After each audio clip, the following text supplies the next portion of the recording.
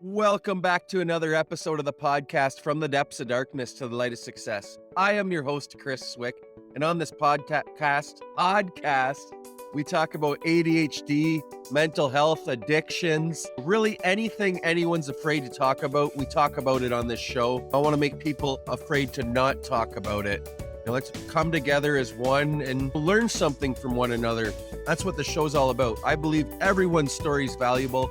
Doesn't matter what walk of life you come from, you're all welcome on this platform to share your story of experience, strength, and hope, and whatever else it is you got in you. And before we go on, head over to Apple Podcasts or Spotify, leave the show a review. It really helps the show grow organically. And also head over to that YouTube channel of mine, From the Depths of Darkness to the Light of Success. Hit that subscribe button, turn on the notifications, and let's help the show grow organically. Again, but with no further ado, I'd love to introduce you to my next guest, all the way from Ireland today. We got Ailin Kennedy. If I butchered that, Ailin Kennedy. That's okay. Yeah. I can't remember. Okay. But you want to take it away and let them know a little bit about you, Ailin? Yeah, sure. As you have just introduced me, I'm in Ireland. I'm from Ireland. That's where I grew up. And yeah, I have ADHD. I was diagnosed in 2020, but I was looking into it for, quite a few years. And yeah, I started an Instagram page in 2020, which is how you and I got connected, Chris, just to share a bit about ADHD and what it meant to me getting diagnosed and finding out about it. I really wanted to share information and things that I've found helpful for my life to improve my life. And as well with ADHD, I think, especially over here, like I had ADHD and I didn't even know anything about it until a doctor said it to me about 5 years ago. So I just felt really compelled to share. And in that process, to learn a lot about it too. And yeah, and what I'm doing now, I'm also a coach. Like, number one, I'm an advocate, but I'm also coaching now, coaching people just to try and live a better life and to understand your brain more. And yeah, ADHD people, like, we're very exuberant people. We've got a lot of strengths. And I think we focus a lot on the negatives. So I'm really trying to just get in there with people and yeah, just find their strengths and so they can do what they love. And yeah. What was it like for you, Ailin, to get that original or that initial diagnosis for you with your ADHD? Did you have troubles focusing and thinking something was wrong with you going through high school and then into university and stuff? And you're like, and then did some people say stuff to you and you got your brain thinking? Oh yeah, all of that. I was quite a quiet, introverted child. My mum said I would literally be missing for the day because I'd be inside reading books for hours and drawing pictures and like playing imaginative games and yeah, writing stories and things. And I come from a very musical family and I'm musical myself. So I think through school, I had a kind of creative license because I was always singing and in the plays and the musicals. And I got a creative license, I think, to just be a little bit missed. And again, like I mentioned those strengths earlier, I was really strong with spelling and reading and, super interested in music, obviously, and art and things like that. And yeah, I think if you're a musician and you're in the school plays and you're in the choirs and you're like the soloist and things, you're lauded for that. So like my academic stuff, like my disability just wasn't really seen, but I knew it. I knew that there was something different about me. And yeah, other people are going to pick up on it, of course. Like people are mean to other kids. And if you stand out a little bit or if you are a bit different, you're going to be a target, aren't you? And like I say, again, music really saved me. Like the only reason I survived is because I had music on my side. And the school I went to, it was a great school for music. Like the teachers were so passionate.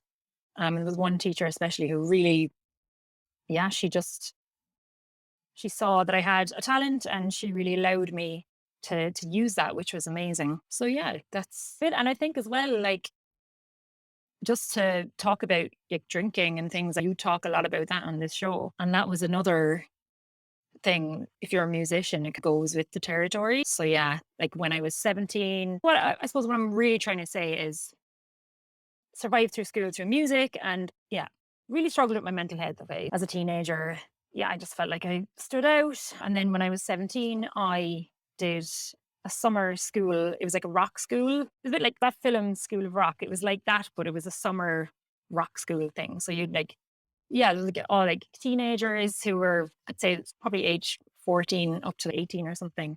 And everyone was a musician. Everyone was playing, guitar and bass and drums and keys and singers and things. And I was like, oh my God, this is exactly what I want to do. And I felt like I'd met my tribe. And then to follow on with that, I got into bands and things and started drinking and started smoking weed and smoking cigarettes and all of that kind of thing. And I was like, oh my God, this is amazing. Like my anxiety, like I always suffered from anxiety and depression, like since as long as I can remember. And when I was drinking and smoking and everything, I was like, oh my God, the anxiety has disappeared. And as well, like for performing, oh my God, the stage fright was immense. And again, that the drinking and smoking and everything, like I had to be high and pretty out of my head to feel comfortable on stage, which is so hard to say that out loud now. It's crazy that you say that though too, because I couldn't go a day in my life for many years without being high on, substance, whether it was drugs or alcohol. That's what made me feel comfortable and made helped me get through the day. But then I realized my mental health issues really didn't arise until I quit drinking and doing the drugs. And then those, oh my God, it was just nightmare after nightmare and then I had to start figuring things out and putting the pieces of the puzzle together. I knew I had ADHD from a long time ago, but I abused that medication as well. Fast forward 20 plus years after getting off that medication and then, quitting everything, I finally got on the right medication. Now, it's been some trial and error for yourself as well for the right medications, right? Yeah, absolutely. And like you were diagnosed as a child, is that right? Yeah, I was diagnosed in my very early teens. Like, I think it was Right. 10 years old, maybe 11 years old. Mhm. Yeah, I was 32. I was an adult. I'd actually been through college and loads of jobs, and I had been on like I think I literally been on about 14 or 15 different SSRIs, like for depression, anxiety. I was misdiagnosed as bipolar, and I wasn't, like I don't have bipolar, and pretty heavy medication that never really did any good. So then when I got diagnosed, I said, yeah, that's cool. I want to try the ADHD medication because it's so helpful for so many people. And I was worried, of course, because it is a big decision. And yeah, when did I try? The first one was in November, the end of November of last year, so 2021. No, it's so weird to say that 2021 is last year. And yeah, it wasn't very pleasant. Excuse me. And as you say, there's a lot of trial and error. But the second medication I tried has really, really helped me. So I'm doing well on that now. So that's great. No, it is that's amazing. Yeah, I know I was misdiagnosed with this and that since getting clean and on antipsychotics, and those were crazy. I was like a walking zombie. I didn't need those though. It was Too. more to help me sleep Yeah. is what it was because of everything else I was on. But when I came off those, it was wild, man. It was craziness. And then finally finding the right, dose, the right medication for myself now for the ADHD has really helped and sort of opened my world up. And I really only started learning, like taking a deep dive in and learning more and more about ADHD and trying to learn more about what it's like for my partner who's the non-ADHD as well, because I can be a living nightmare, a living hell some days to just be with or work with sometimes. So she has to help reel me back in. I don't know if you have some family members or people around you that find it difficult to be around you some days because of your ADHD or not. Do you have that problem as well? Oh, yeah, for sure. Like my entire life, I was a difficult person to be around, and I totally am aware of that. And yeah, like even What when, made you difficult to be around? like just my mom actually told me a story. I think it was last week I went to see my mom, and she's so great. And I love my mom. She's been so great. But she just said something about just like she met somebody who was the father of someone I was in music class with in school. And she's like, "Oh, do you remember the time we were over in their house the night before the leaving cert, which is like the big exam, SATs? I don't know what the equivalent is in Canada, but." And she's like, "Oh, remember the time we were over at literally 12 midnight looking for sheet music off this student in your class?" And I was like, "No, I don't remember that. It was like the night before, like the big exam, like when you're 18 before you go to college." And I was just like, I must have repressed that because it happens so often. Just that kind of stuff. And like my mom. Yeah. All those kind of things. That is just a perfect example. And as well, oh my God, like the emotional dysregulation, like it's such a huge part of ADHD and it's not in the DSM. And like, fair enough, the DSM it's very outdated and it's just this, that, and the other, boom, boom, boom, quite short, oh, they can't focus and that kind of thing. But emotional dysregulation, I find, is a huge part of ADHD. And it comes with that, like a lot of anger, and especially when you're not in an environment that is supportive for you. Like, environment is huge for ADHD people and anyone in general, of course. You're going to be frustrated. I really wanted to fit in and I really wanted to do well because I have a huge love of learning. Like, I'm fascinated by everything. And that's an ADHD thing too. You're so passionate, you're interested in things. But then if you're trying to follow the school system and learning things off that maybe don't interest you, like that's where we fall down. It's like I loved a few things like English and music, and that's was easier for me, but it's learning things off like history. For some reason, I found history really hard because it's not something that you need to understand. It's just learning off, to me, arbitrary dates and facts and things.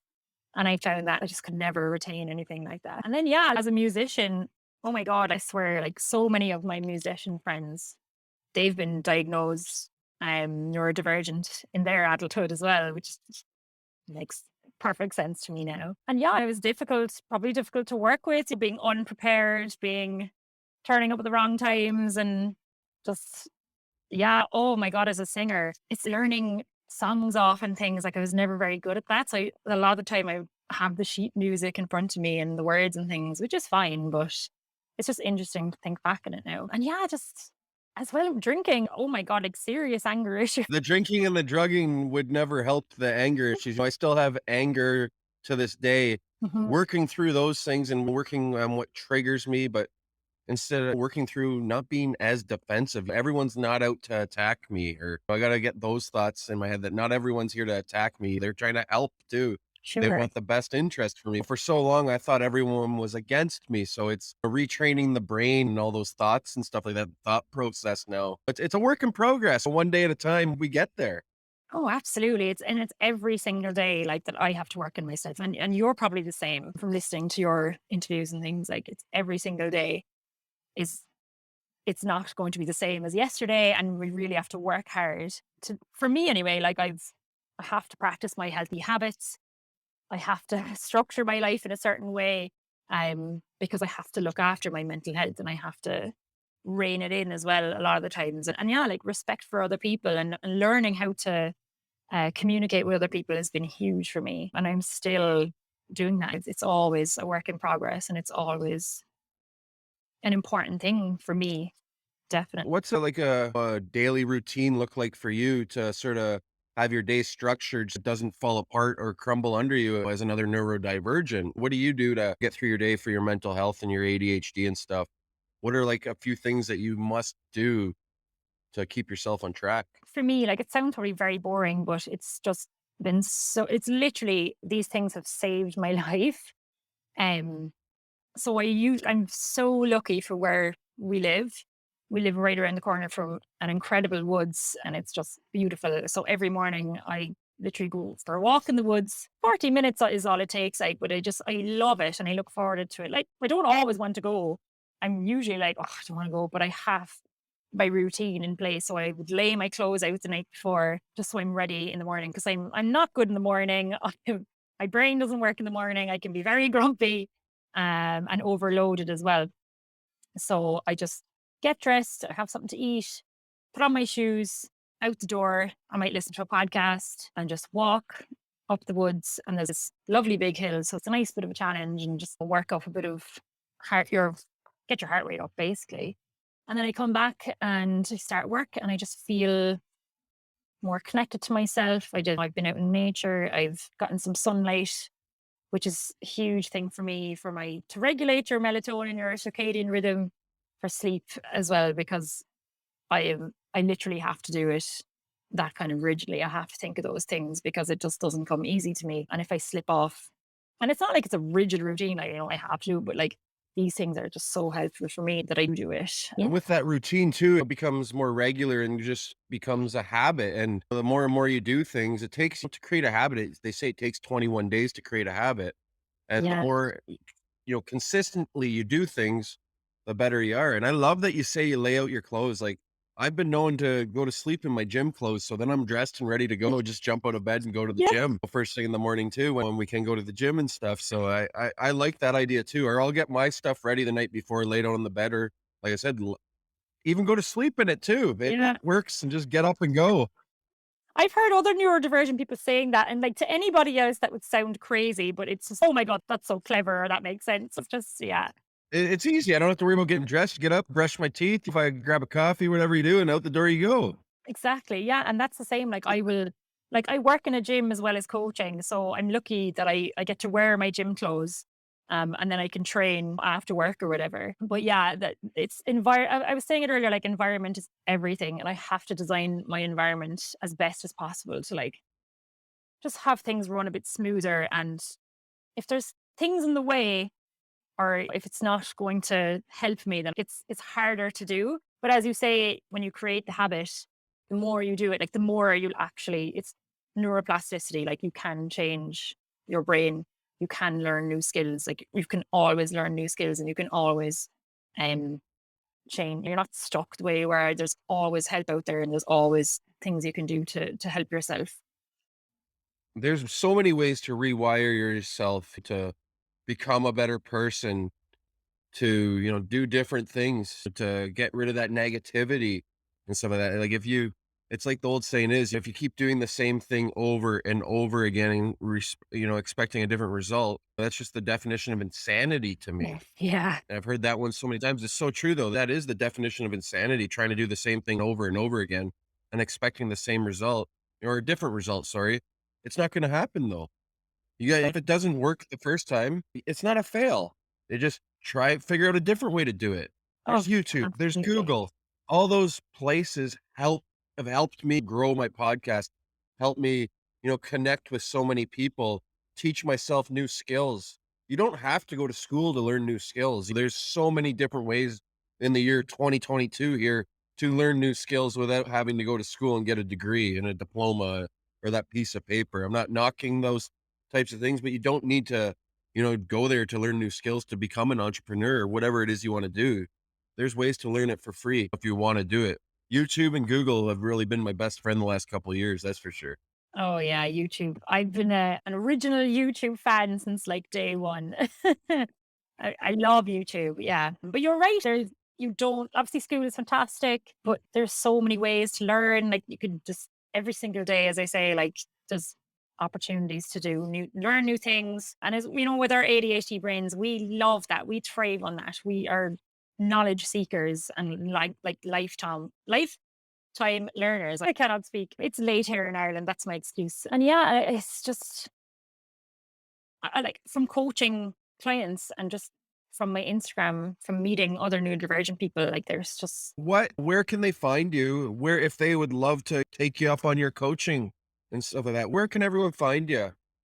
yeah, it's mostly Instagram because I Okay. started my Instagram as I said earlier, because I wanted to share just stuff about ADHD and about how I've changed my life and just again about And learning. what's your handle? So it's Ail's DHD. And yeah, and you can find me there and I share a lot of things. I share coaching things as well. But as I said earlier, like I'm first and foremost an advocate, I would say, because I'm so passionate about learning about it and trying to get that education out to people as well. And I'm always learning. I learn something new about ADHD every day from speaking to people. And yeah, and I just absolutely love it. It's so great. And as well as I was saying, my clients are just like, they're incredible people and they give me so much inspiration. And I always say to them, I'm like, I'm coaching them, but they're really coaching me too, because I feel like it's transformative for me as well, just to hear from these people and to see them and their ideas and their passion. And it's just, yeah, it's amazing. That's amazing to see. So everyone, please go check out, Ailin over on Instagram, Ail's DHD. So AILS DHD. That's it. Yeah, it went nicely with my name. So if you could wipe one thing off the planet, who or what would it be? Oh, that's a huge question. And I don't want to get too political here, but like I'm really That's passionate I about. got that neurodivergent brain Yeah. thinking now, don't I? Yeah, oh my, like I am so like one of my hyper focuses over the last 2 years is fast fashion and just like the human rights violations and the garment industry. Like it's just complete and utter exploitation. And I live in Ireland. It's a very privileged country, so I'm not saying that better than buying fast fashion or anything, but I think for me, the climate change and the planet and things like that sounds so silly. I'm very passionate about science and I'm very passionate about nature and animals and yeah, and I think if there was a way that we could clothe ourselves that was more kind to the planet and kinder to other humans who are making our clothes, like that would just be an ultimate dream.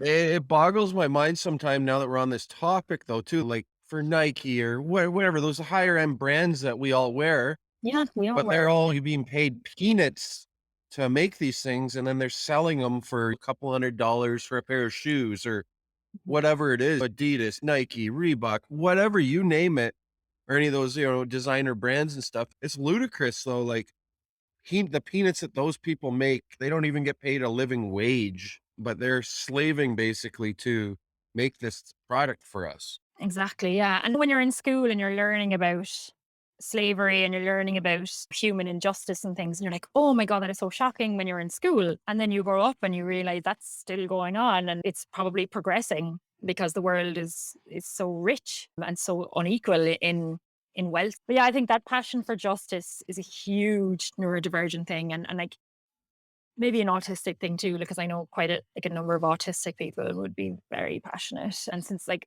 I'm vegetarian and when I was 3 years old, my mum gave me dinner and there was lamb on the dinner plate. And I asked her, I was like, oh, mom, what's this animal or what's this meat or whatever? And she said, oh, that's a lamb. And I was like, really? And I just was so like overcome with I couldn't compute that it was a lamb that I was eating and I was 3. So again, I'm not saying I'm better than anyone or anything. It was just something interesting that the way my brain worked from a very young child, that kind of justice No, thing. and that's okay. Being a vegan, being a vegetarian, everyone, it's different strokes for different folks and stuff. I love my meat. I don't think I could ever go vegan or, Oh yeah. vegetarian. Well, my Myself partner is yeah. personally. Yeah, my partner eats meat and that's totally fine. And I completely respect that.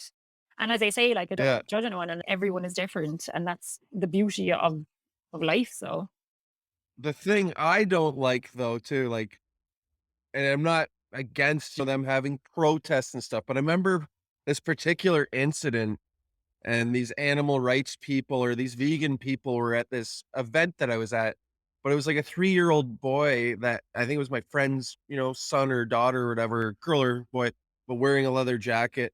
And they're like, "Do you know where that comes from?" They're like trying to talk to this 3-year-old. I was like, "Just leave him alone. Like he's only 3." Like, but yeah, by like pushing all this stuff on him, it's the wrong time and wrong place because agree. they're vegan, I do believe Yeah, and no, stuff, and totally. totally against all the animal stuff. And like I said, I'm not against all those things, but I just think there's a time and place to have those conversations. And I don't think with a 3-year-old is the time and the place to have that conversation. Absolutely. He's a child and It's like he should pushing be religion on someone or pushing religion on people. Everyone should have their own choice at the end of the day.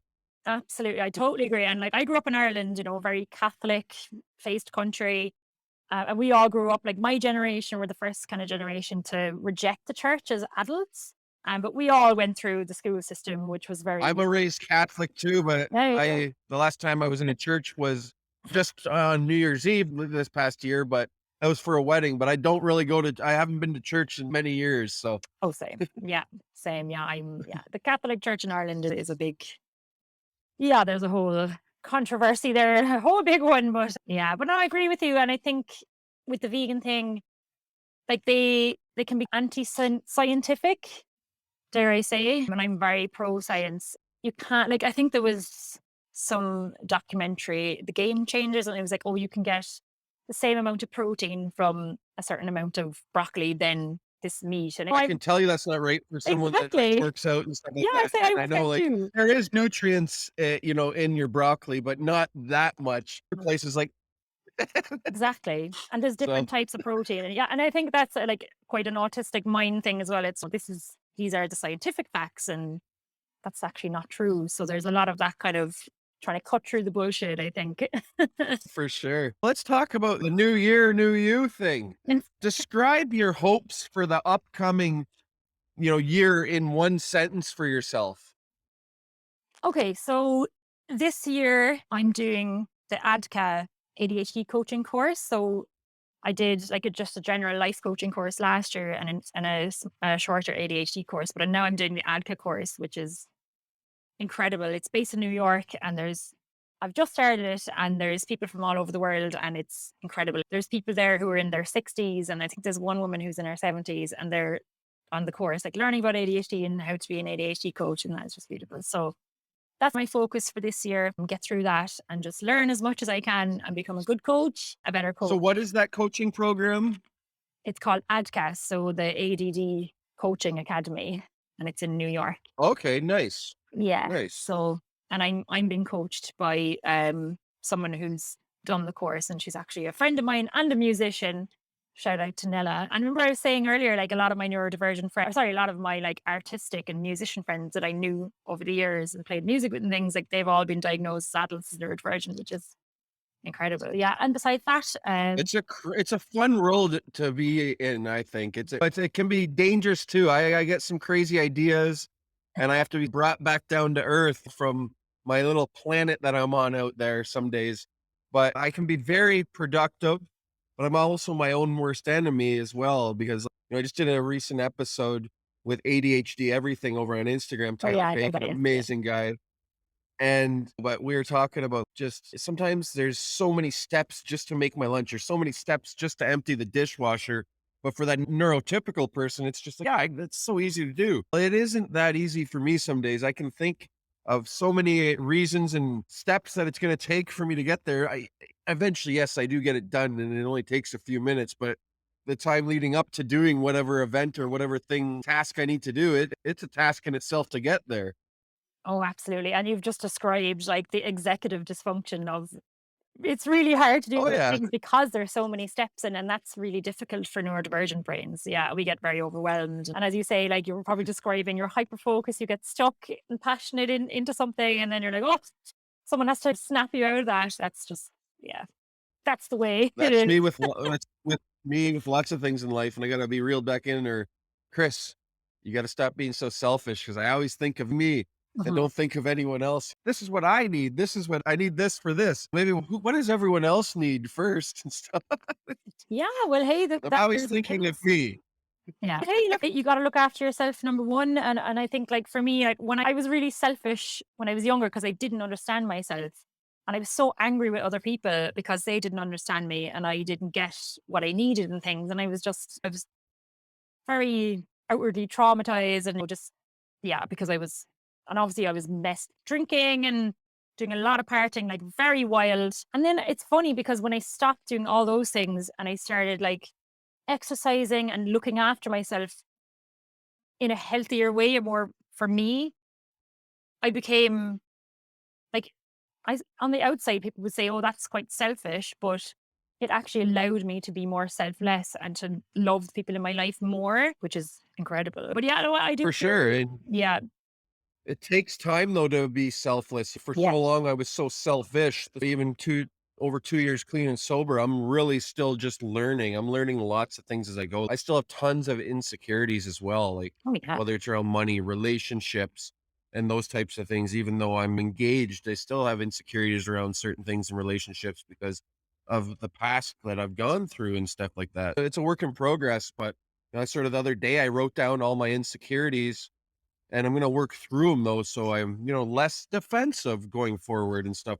Mhm. So one thing at a time, we'll check things off the list slowly. If you can go through and write down your insecurities, this is sort of what I was learned the other day from my lovely fiance. Write down your insecurities and then go back in life and like at certain points in your life, and or when did this happen or what happened to make you feel that way and stuff like that. So if you can start, jotting down points in your life and it'll help you work through those insecurities though too. Absolutely. Yeah. And what you were talking about, like you're journaling and you're coaching yourself, you're giving yourself therapy by actually processing those emotions, processing your insecurities and actually taking time to reflect on them and understanding yourself better. And like you had a quite a traumatic life too, didn't you? And you were in the height of drug addiction and stuff, and you've come, look how far you've come. It's incredible. And you're still fighting every day and you're still trying so hard, which is, you've made huge Yeah, strides, every haven't day is you? a struggle, and Yeah. some days are better than others. With my anger or the way I am, it's not always all peaches and cream. And some days like are worse off than others with depression, anxiety, or just dealing with your overall mental health. I find it's key though, just like you said earlier, getting outside, getting in nature, exercise. Those are huge just for your mental health, and they really do help a lot. You're never Yeah. going to be cured from ADHD. Your ADHD is never going to go away either. It's always going to be there. It can creep up crazy at times, worse off than others, but it's always gonna be there. It's a matter of how you're doing things, and with exercise, diet, depending what you're putting in your body too, it can heighten it as well. But there's so many key components and factors to ADHD. It's not the same for everyone. You gotta find what works for you. Might not work for the other person next door either. Everyone's different. Yeah, everyone is different. I always say that neurodiversity, like, we have so much in common. We can bond a lot over similar things, but everyone is different. Everyone presents differently. Everyone's had a different background, different privileges, different culture, and has a different life. But we can relate to each other, which is the amazing thing. And as you say, if something works for me, it may not work for you, but hey, that's okay. Because as you say, like everyone is different and you just need to find what works for you. And I think a big part of that, especially for me, is trying things out. And it's probably a very ADHD thing too, trying out loads of different ideas and jobs and careers and courses. And yeah, and why should you have to put yourself into a box? Like I used to really scold myself for not having a stable job, a stable career. And I used to think that I was failing at everything. And oh, I failed this, that, and the other because I've had so many jobs. And then just through coaching, like I was able to turn it around and view my strengths instead of my failures. Like, oh, I'm not playing music as much anymore. That doesn't mean I'm not still a musician because I have played music for most of my life before I went to uni. It was my job for like years. So that doesn't mean that I've failed at that. It's a part of my history. And the same with the drinking and the partying and things. I don't regret that. It was so much fun. Yeah, it probably made my mental health spiral even more, but I don't regret it. And it's weird to say that because it was a tough, very tough few years, and I never thought I'd come out of it.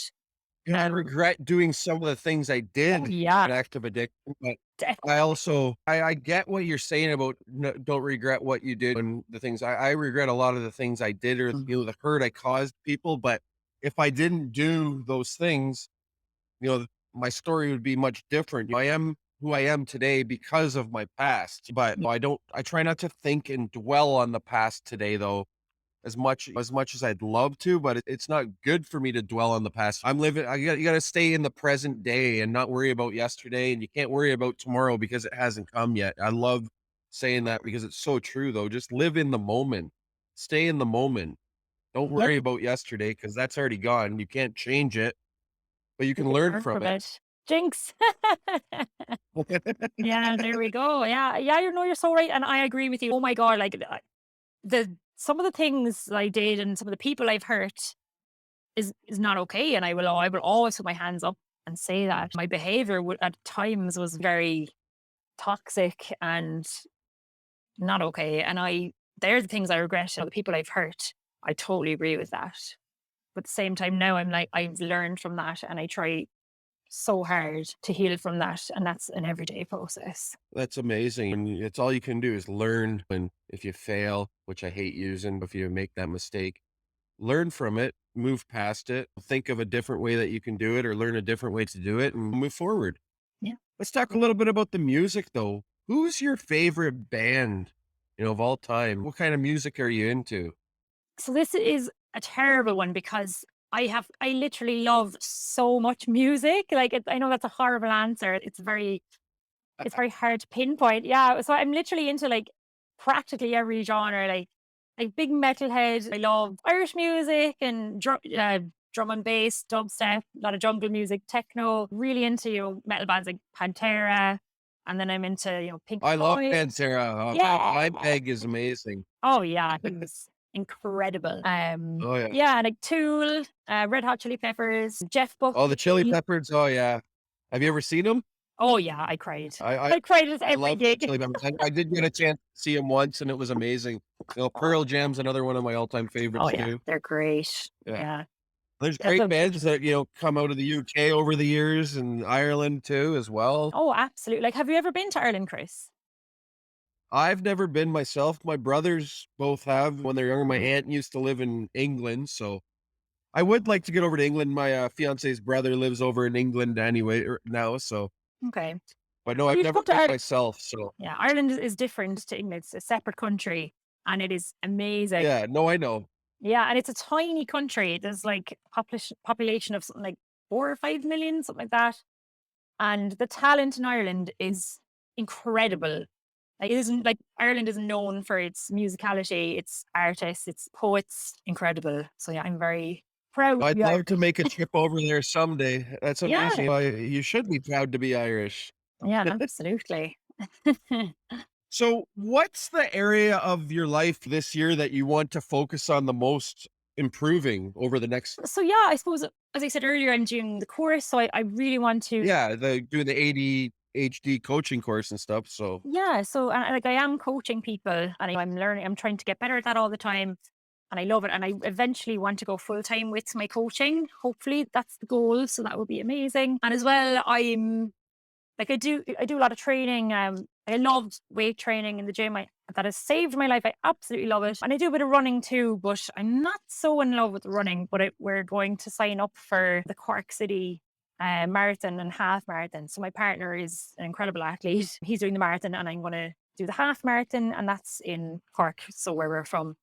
And my dad, who's 69, and he's been running since he was 16, and he's an incredible runner. He has always wanted me to do the half marathon with him. So that's another goal of mine this year. How about you? how about myself? Well, this year I'm slowly, getting into more content creation, but I have other goals within sales. I'm in car sales too, so I set my standards high, how many cars I want to have sold by then in a grand total, but I also want to start doing more work for other podcasts. I'm not trying to leak too much out, but that's my goal in behind the scenes. They're doing work and creating content for others and stuff like that and learning more video editing skills. And I actually really want to get into photography. My fiance is an amazing photographer. Shout out to McCormick Photography. But, I would love to get my own camera and learn photography as well as when getting more into the video aspect of things. Getting more comfortable doing one solo episode a month as well for the podcast. So that is another goal of mine. So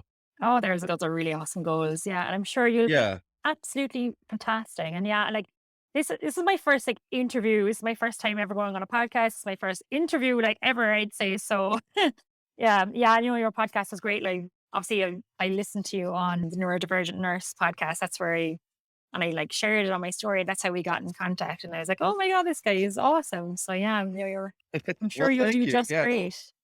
Jamie's amazing. So Yeah. Oh, she is. Yeah. the neurodivergent nurse is amazing. Shout out to Jamie as well. Everyone go check out the neurodivergent nurse over on Instagram. She's an amazing soul. Oh, she's But yeah, great. before we go today, where can everyone find you again? Over on Instagram? Do you have a website or just on Instagram? So just on Instagram for now, because I'm slowly but surely building up to getting a website done and all that kind of thing. So yeah, on Instagram, if you can find me there. I'm also on Facebook. Yeah, shoot me a DM.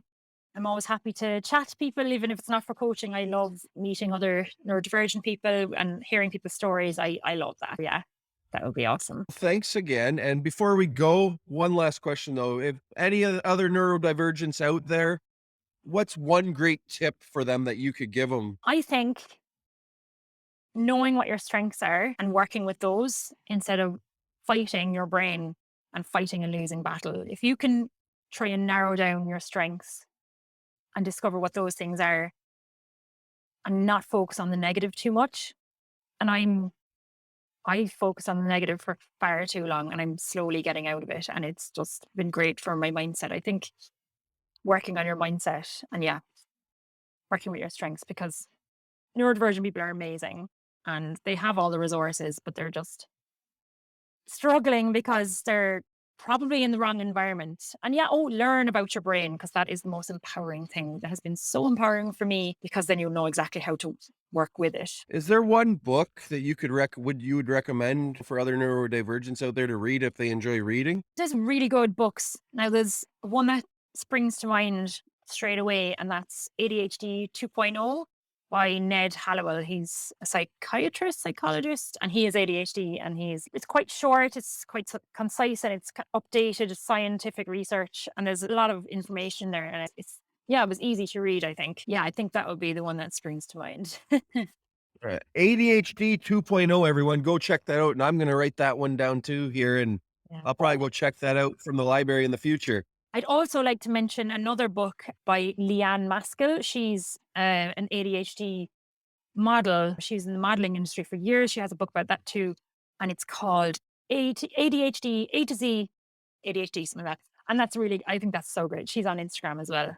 And that was another. Amazing. And who's that again? Leanne Maskell is her name. Okay, everyone Yeah. check her out too if you're looking to follow any more neurodivergents out there. I love chatting and following neurodivergents. So if anyone would love to be on the show, hit me up on Instagram at Depths of Darkside or depthsofdarkside@gmail.com, and I'll be happy to slot you in the near future. But again, thanks again for coming on the show. And if anyone wants to follow the show again, head over to Spotify, Apple Podcast, Anchor FM. We're on all of them, and YouTube. Hit that subscribe button, turn on those notifications. But until the next episode, everyone, have a great day.